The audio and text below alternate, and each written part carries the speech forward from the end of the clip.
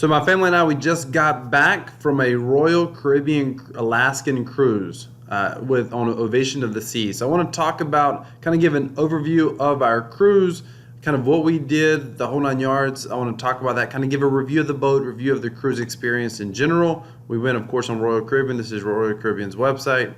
And of course, we did the Ovation of the Seas, which is right here. So first up, let me just talk about an Alaskan cruise. Now, for me personally, I prefer warm weather, sun, beaches. You know, that's my personal style. But every couple of years, we plan a group cruise with family and friends, and we had some friends who wanted to go on this. We had some family members that wanted to go to Alaska, so it was on the list. We just hadn't made it a priority, so we decided to take off and go to Alaska this year. Here's what I'm going to tell you about Alaska personally. I'm glad I went. It was far more beautiful and picturesque than I ever anticipated. I'm glad we were able to save some money on it, and I'll talk about that towards the end of the video.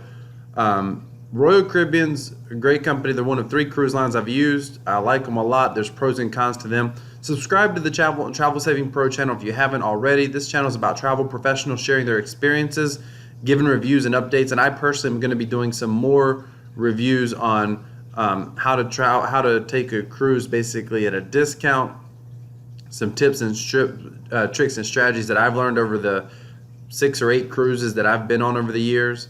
I'm going to be sharing those with you, and I'm going to be doing some more in-depth comparison versus like Carnival Cruise Lines versus Royal Caribbean Cruise Lines. So if you want to make certain that you get all of that info, that's going to be an upcoming video, so be sure to subscribe to this channel.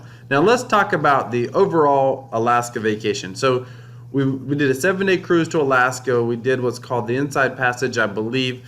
It's the largest boat cruising Alaska. There's pros and cons to having a large boat. I personally love the boat. The boat itself was incredible. We'll talk about the boat, and then I'll get more into the destinations and what we did at each destination.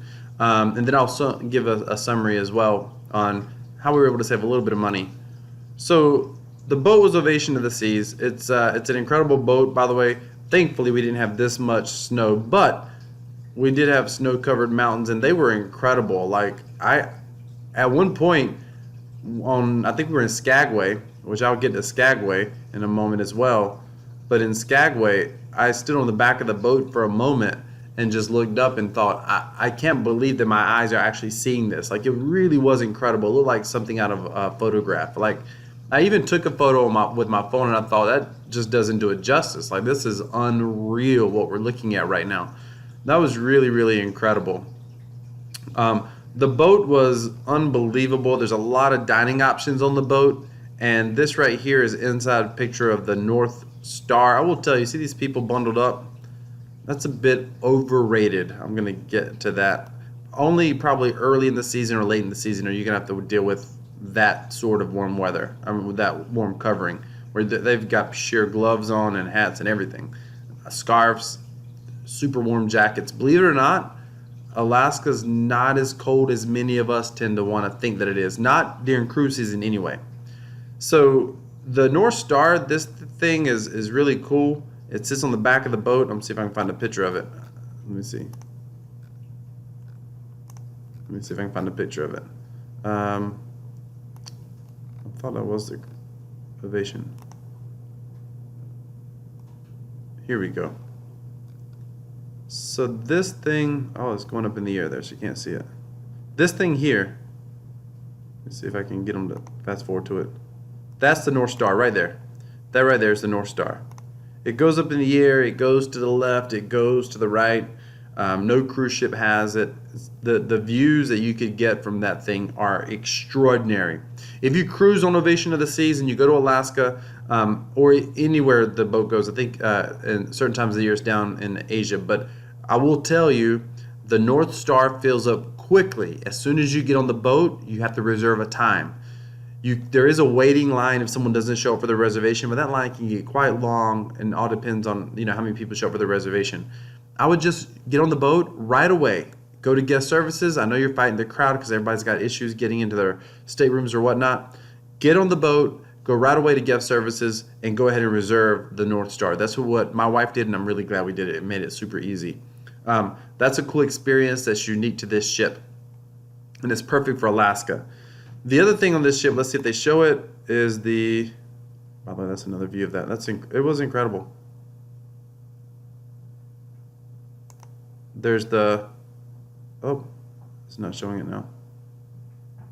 This showed it. They got the FlowRider that's common on a lot of their ships. The FlowRider, let's see if I can see a picture of it, is this.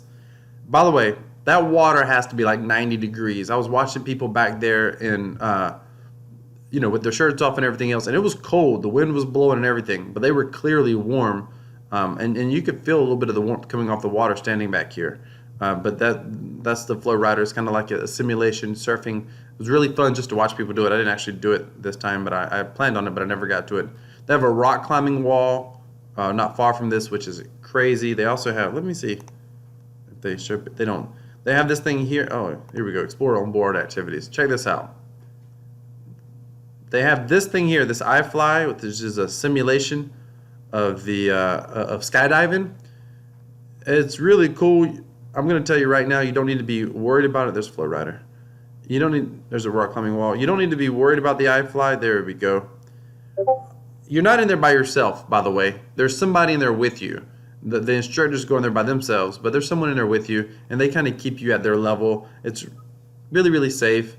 I can't remember if we signed I'm certain we signed a release form, but it's really cool to watch, and it's really fun to be a part of. It's really, really unique. They kind of teach you how to hold yourself stable, and then there's a guy in there, if you start to wobble one side to the other towards the edge, he kind of pulls you back. But even little kids can do it. My 5-year-old daughter did it. Of course, he was in there holding on to her the entire time, but she had a blast. She was all smiles. It's really a lot of fun. This boat does not lack options. I mean, there's several restaurants on this ship. Restaurants run you at about $50 a meal if you eat in the restaurants. But you don't have to eat at the restaurants. You can eat in the main dining room, which the food's great. This particular ship, we ate at a restaurant one time, and we did the chef's table at Chops Grill, and that was a bit more. I'll cover that in another video. The chef's table is an incredible dining experience. I think everyone should do it. If you like food, or if you're a foodie like I am, you should totally do the chef's table. But the dining experiences were incredible. Actually, overheard a guy talking in the restroom. He said Wonderland was the best meal he had ever ate in his life, period. The thing about Wonderland is all in their presentation. And I interrupted him and I said, was it that good? And he said, oh, it was unbelievable, is what he told me. So we didn't check out Wonderland, but maybe that might be something that you'd want to check out. What I loved about the layout of this ship, there actually was not, some of the bigger ships had this huge mall area. They had a walk-through area like that, and it was actually on 2 floors, but it wasn't the whole open grand space. And what was really cool about that is it kind of, the irony is it made it feel a little bit larger on the boat, because there was different places you could go to, and it didn't feel like it was all it just kind of felt a little bit larger. There's a lot more things to do, it felt like, or a lot more places, so many different bars and clubs, and karaoke was awesome and fun on the ship. There was just so many things to do. Pizza running till 3 a.m. in the morning. The pizza on Royal Caribbean, I'll cover this in depth in one of my Royal Caribbean versus Carnival videos. The pizza on Royal Caribbean is amazing. We had a balcony stateroom. We were somewhere in the middle of the ship. We were at the very, very top. I will tell you, if you can see a lot of people like to be on the high parts of the deck. We were able to get a high deck, so we did it. It was very convenient on the 13th floor to be 1 floor away from where the food and everything is. However, it did obstruct our view a good little bit, because some of the mountains and stuff, we just saw if there had been a lot of rain, which there is oftentimes a lot of rain in Alaska, we would have been lucky because we would have been well shielded, but we couldn't see the tops of the mountains and stuff because we had that overhead view that blocked us. Would I do it again? Yeah, I would do it again. I would still be on one of the higher rooms, maybe not 13th floor, but again, it's super convenient. We didn't have to wait for the elevator. Just take 1 flight of stairs up when you wanted to go eat at the Windjammer, which is down here, I believe, which is the dining room on the ship. I mean, the buffet area on the ship. So that was super nice. The restaurants, we were in Chic, I think it was called, was our main dining room. Restaurants were awesome. The food was great. On a 7-day cruise, they served lobster tails one night. They served they didn't ever serve, they never served filet mignon, but they had tenderloin sliced and roasted, I think 2 nights. It was really good. But they also had every single night on the menu, you could order a New York strip. And on the last cruise I went on, I remember the New York strips being quite small, like really, really thin. This cruise, I'd say they were a good maybe half inch, maybe just under. But it was, and if you wanted to, you could order two. I got one night. It was cooked well. It was great. The main dining room is phenomenal. When I talk about cruising on and saving money on a cruise and being able to cruise on a budget, main dining room is one of my suggestions. Just eat in the main dining room. If you want to eat, outside of the buffet, just eat in the main dining room. And I'm here to tell you, I didn't regret anything about that main dining room. The desserts were phenomenal. We had a Grand Mariner souffle one night. They have a great chocolate cake that's available every night. The way the menu works is half the menu changes every day, half of it stays the same. So if you've got certain standards that you like, when you go to the main dining room, you're going to get an appetizer, you're going to get a main entree, and a dessert course. And if you want 2 appetizers, you get 2 of them. If you want 2 main entrees, you get 2 of them. They don't serve great big portions, so if you're like, you can't make up your mind between the fish and the steak, just get them both. Dessert, you can't make up your mind between which dessert you want, just get them both. It's okay. It's not a big deal. Most people who've never been on cruises don't realize that. That's true for the main dining room. It's also true for it's probably true for your restaurants as well. They won't advertise it, but you pay one flat fee to go into the restaurants no matter what you order. So most of the time, if you ask, they're probably going to give you a second entree if you'd like, or they'll give you a second appetizer if you like. Just ask. What else can I tell you about the cruise? First of all, if you've been cruising in warm weather and you're going to do an Alaskan cruise, here's something that is radically different. All the activities on when you go on warm weather cruise, this main, if you can see where my mouse is at right here, this main deck here, right here, this main deck is where all the activities are. There's always, music playing, there's people out there, people are drinking, people are in the pool, the cruise director's out there, there's always some activity going on. It's oftentimes a good time. It's the center of attention on the boat. On an Alaskan cruise, this place is mostly dead, but not totally. There will be people in the water. The pools are absolutely heated. My kids got in the pool and I couldn't believe it, but the water was really warm. There will be people in the water. They do show movies. I do know on Caribbean cruises, when I've done the movie nights before, there were packed people sitting everywhere. I never did a movie night, but I walked out there and walked through there when the movie was playing. And there's a lot of empty seats, but there were plenty of people watching movies, and they all had blankets on because it was a little bit chilly out there. I had a jacket on and a long sleeve shirt. What else can I tell you that was different? It was definitely a laid back cruise. I expected to see a lot more. I was told in Alaska you'll see a much much older population. It'll be a lot quieter. There won't be as many kids, and it will be a different experience. It was a different experience. However, I didn't necessarily see any shortage of kids. My kids were on the boat, but there were a lot of kids on that boat. The biggest difference was it was a quieter cruise. I didn't necessarily see a ton of old people on the boat. I mean, not compared to any other cruise ship. I mean, seniors love to cruise as well. There's plenty of seniors on the boat, but there's plenty of young people, plenty of people with kids, plenty of people in their 30s and 40s, people in their 20s. One night there was a whole group of teenagers in the pizza restaurant. So, I mean, there was all ages on the boat. That's what I'm getting at. The biggest difference was people did not congregate nearly as much in the outdoor areas, which was great because it gave a lot of chance for, reading. We played games with some people. We ate at, the pizza restaurants and different little restaurants and bars. Watched a lot of karaoke. That was awesome. That's when we were on the ship. We did the iFly. We did the North Star. Did all that. The only thing I didn't do was the rock climbing wall, and I just didn't have time to get to it.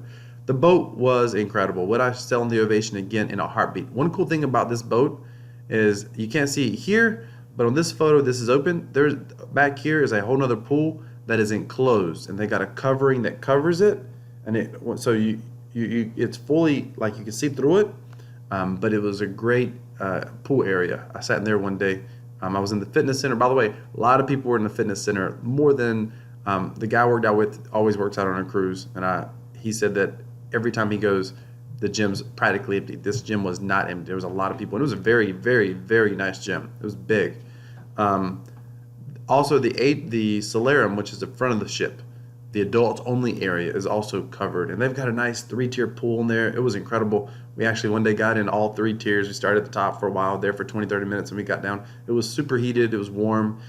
nice hot tubs. Hot tubs everywhere on the ship. There's hot tubs back here. There's hot tubs at the back area where I'm telling you about. The solarium, I think, has 2 or 3 hot tubs. Hot tubs are everywhere, which is beautiful, sitting in the hot tub, looking up at the mountains, the snow-capped mountains in Alaska. That was truly a memory, without question. That was a memory of a lifetime.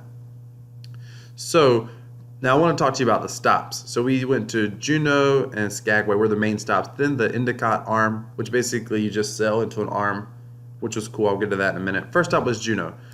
Juneau's a small town in Alaska. And by the way, if you look at Alaska, if you imagine Alaska, there's like a big, if you look at Alaska on a map, there's a big part that kind of comes out with some, that are like some islands or whatever. The Bering Sea's over here on this side.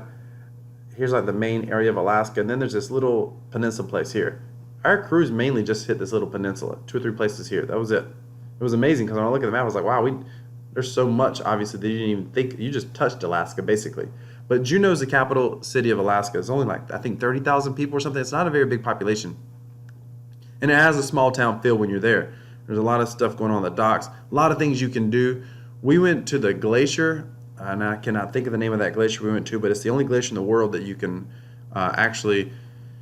you could walk to it in theory. But it was a really neat experience. We were able to, there's a huge waterfall there. Let me see if I can see a picture of it. I don't know if they're going to show the picture. Dining, bars, lounges, everywhere. No, it didn't show it. I just want to see if it can show you a picture. It was when we walked up to that glacier.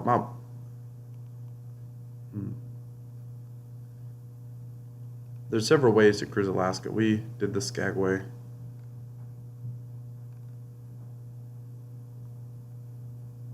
Okay, this picture, this stuff is real. Like, that's crazy to see that in real life. Okay, we did see whales. People always want to know that. Just on the cruise ship, we saw nothing. I didn't see anything this big come out of the water. But they did do whale watching tours, and they saw orcas, which was very rare. We did not do the whale watching tour, but just in the cruise ship alone, if you're looking, sooner or later you're going to see orcas, and you're going to see the backs of I think they're gray whales, which look very similar to humpback whales, but they probably are humpback whales, probably just a different one. I'm just trying to see if I can find a picture. This is Denali. The glacier was incredible. If I don't see a picture of it, I'll just tell you about it. Oh, there's a tour where you can actually like paddle up to the glacier.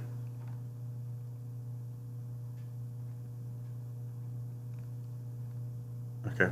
All right. So here's what we did on this glacier. You were able to hike up to this glacier. We didn't get right to the glacier. You have to kind of go on some unofficial trails to get to the glacier, and it can be a little bit treacherous. But they'll let you do it because we had some people with us that were not capable of that kind of hike. But my wife had directions because at one point we thought it might just be her and I going, and she asked the little park ranger person if we could go on the unofficial trail. And she was like, yeah, it's do it at your own risk, but there's no one going to stop you.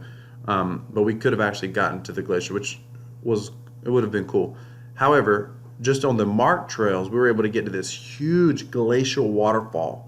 I've never stood so close. I mean, I live in North Georgia. There's waterfalls everywhere, but I've never seen such a powerful waterfall that we could have. I mean, you could have walked underneath it. I mean, it would have been not hard. Like the waterfall, where it fell down to, we were probably 4 or 5 feet, maybe 6 feet away from it, still on land. It fell that close to where the water was at, and there was like this big glacial melt pool, and then you could see the glacier, and it was coming down between the mountains.